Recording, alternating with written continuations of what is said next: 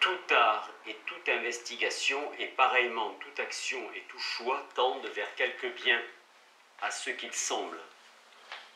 La techné, art en général, ensemble de procédés servant à produire un certain résultat, industrie, technique, métier, et la vertu de l'intelligence poétique, et se distingue de l'épistémé, science de l'intelligence théorique. Les différents sens de méthodos sont indiqués par Bonitz. Ce terme, qui signifie viac, ratio, inquerendi, recherche, enquête, marche régulière, discipline, méthode, veut dire aussi, comme dans le présent passage, la disputation veidisquisition elle-même. Aristote oppose ici à la techné, à la science pratique, la méthodos, la recherche spéculative. La praxis s'oppose à la poétisos, comme la science pratique à la science poétique.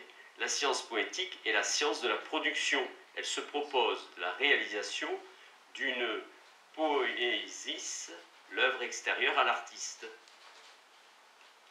La proaéresis est proprement le choix rationnel, délibéré et réfléchi. D'Okei, il semble, marque soit l'opinion commune, soit l'opinion de tel philosophe, soit enfin, mais plus rarement, l'opinion d'Aristote. Aussi a-t-on déclaré avec raison que le bien est ce à quoi toute chose tende. Chaque chose a son bien approprié vers lequel elle tend. Cause finale et bien sont identiques.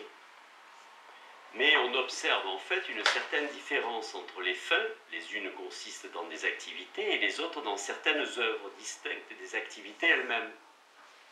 Et là où existent certaines fins distinctes des actions, dans ces cas-là, les œuvres sont par nature supérieures aux activités qui les produisent.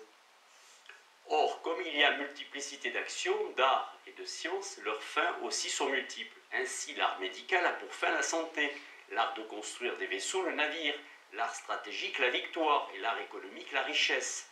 Mais dans tous les arts de ce genre, qui relèvent d'une unique potentialité, de même en effet que sous l'art hippique tombe l'art de fabriquer des freins et tous les autres métiers concernant le harnachement des chevaux, et que l'art hippique lui-même et toute action se rapportant à la guerre tombe à leur tour sur l'art stratégique. C'est de la même façon que d'autres arts sont subordonnés à d'autres. Dans tous ces cas, disons-nous, les fins des arts architectoniques doivent être préférées à toutes celles des arts subordonnés, puisque c'est en vue des premières fins qu'on poursuit les autres. Peu importe au surplus que les activités elles-mêmes soient les fins des actions, ou que, à part de ces activités, il y ait quelque autre chose, comme dans le cas des sciences dont nous avons parlé. Si donc il y a de nos activités quelques fins que nous souhaitons par elles-mêmes, et les autres seulement à cause d'elles, et si nous ne choisissons pas indéfiniment une chose en vue d'une autre, car on procéderait ainsi à l'infini, de sorte que le désir serait futile et vain, il est clair que cette fin-là ne saurait être que le bien, le souverain bien. N'est-il pas vrai dès lors que pour la conduite de la vie, la connaissance de ce bien est d'un grand poids, et que, semblables à des archers qui ont une cible sous les yeux, nous pourrons plus aisément atteindre le but qui convient. S'il en est ainsi, nous devons essayer d'embrasser, tout au moins dans ces grandes lignes, la nature du souverain bien et de dire de quelle science particulière ou de quelle potentialité il relève. On sera d'avis qu'il dépend de la science suprême et architectonique par excellence. Or, une telle science est manifestement la politique, car c'est elle qui dispose quelles sont parmi les sciences celles qui sont nécessaires dans les cités et quelle sorte de science chaque classe de citoyens doit apprendre et jusqu'à quel point l'étude en sera poussée. Et nous voyons encore que même les potentialités les plus appréciées sont subordonnées à la politique, par exemple la stratégie, l'économique, la rhétorique. Et puisque la politique se sert des autres sciences pratiques et qu'en outre elle légifère sur ce qu'il faut faire et sur ce dont il faut s'abstenir, la fin de cette science englobera les fins des autres sciences, d'où il résulte que la fin de la politique sera le bien proprement humain. Car l'homme est essentiellement un animal politique et le bien de l'individu se confond avec celui de la cité. C'est donc la fin de la politique qui représente le bien humain. Même si, en effet, il y a identité entre le bien de l'individu et celui de la cité. De toute façon, c'est une tâche manifestement plus importante et plus parfaite d'appréhender et de sauvegarder le bien de la cité, car le bien est assurément aimable, même pour un individu isolé, mais il est plus beau et plus divin appliqué à une nation ou à des cités. Voilà donc les buts de notre enquête qui constitue une forme de politique. Nous aurons suffisamment rempli notre tâche si nous donnons les éclaircissements que comporte la nature du sujet que nous traitons. C'est qu'en effet on ne doit pas chercher la même rigueur dans toutes les discussions indifféremment, pas plus qu'on ne l'exige dans les productions de l'art. Les choses belles et les choses justes qui sont l'objet de la politique donnent lieu à de telles divergences et à de telles incertitudes qu'on a pu croire qu'elles existaient seulement par convention et non par nature. Une pareille incertitude se présente aussi dans le cas des biens de la vie en raison des dommages qui en découlent souvent. On a vu en effet des gens périr par leur richesse et d'autres périr par leur courage. On doit donc se contenter en traitant de pareils sujets et parlant de pareils principes de montrer la vérité d'une façon grossière et approchée. Et quand on parle de choses simplement constantes et qu'on parle de principes également constants, on ne peut aboutir qu'à des conclusions de même caractère. C'est dans le même esprit dès lors que devront être accueillies les diverses vues que nous émettons. Car il est d'un homme cultivé de ne chercher la rigueur pour chaque genre de choses que dans la mesure où la nature du sujet l'admet. Et il est évidemment à peu près aussi déraisonnable d'accepter d'un mathématicien des raisonnements probables que d'exiger d'un rhéteur les démonstrations proprement dites. D'autre part, chacun juge correctement de ce qu'il connaît, et en ce domaine, il est bon juge. Ainsi donc, dans un domaine déterminé, juge bien celui qui a reçu une éducation appropriée, tandis que dans une matière excluant toute spécialisation, le bon juge est celui qui a reçu une culture générale. Aussi, le jeune homme n'est-il pas un auditeur bien propre à des leçons de politique, car il n'a aucune expérience des choses de la vie, qui sont pourtant le point de départ et l'objet des raisonnements de cette science.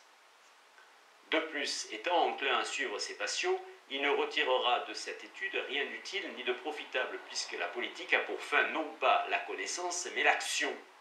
Peu importe du reste qu'on soit jeune par l'âge ou jeune par le caractère. L'insuffisance à cet égard n'est pas une question de temps, mais elle est due au fait qu'on vit au gré de ses passions et qu'on s'élance à la poursuite de tout ce qu'on voit. Pour des étourdis de cette sorte, la connaissance ne sert à rien, pas plus que pour les intempérants. Pour ceux au contraire dont les désirs et les actes sont conformes à la raison, le savoir en ces matières sera pour eux d'un grand profit. 2. Le bonheur, diverses opinions sur sa nature, méthode à employer. En ce qui regarde l'auditeur, ainsi que la manière dont notre enseignement doit être reçu et l'objet que nous nous proposons de traiter, toutes ces choses-là doivent constituer une introduction suffisante. Revenons maintenant en arrière, puisque toute connaissance, tout choix délibéré aspire à quelque bien, voyons quel est selon nous le bien ou tant la politique. Autrement dit, quel est de tous les biens réalisables celui qui est le bien suprême. Sur son nom, en tout cas, la plupart des hommes sont pratiquement d'accord. C'est le bonheur. Au dire de la foule aussi bien que des gens cultivés. Tous assimilent le fait de bien vivre et de réussir au fait d'être heureux.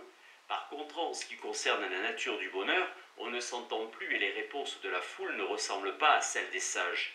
Les uns, en effet, identifient le bonheur à quelque chose d'apparent et de visible, comme le plaisir, la richesse ou l'honneur.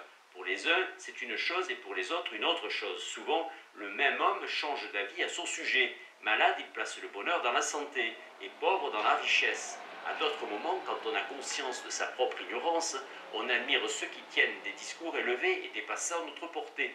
Certains, enfin, pensent qu'en dehors de tous ces biens multiples, il y en a un autre bien qui existe par soi et qui est pour tous ces biens-là cause de leur bonté. Passer en revue la totalité de ces opinions est sans doute assez vain. Il suffit de s'arrêter à celles qui sont le plus répandues ou qui paraissent avoir quelque fondement rationnel.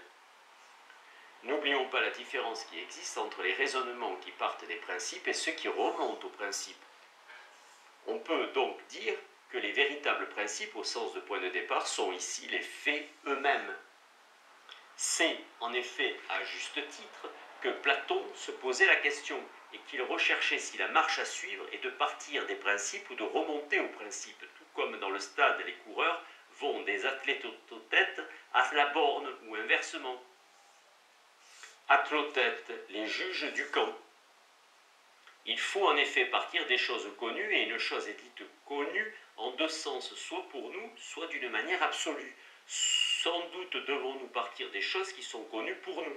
C'est la raison pour laquelle il faut avoir été élevé dans des mœurs honnêtes, quand on se dispose à écouter avec profit un enseignement portant sur l'honnête, le juste et d'une façon générale sur tout ce qui a trait à la politique.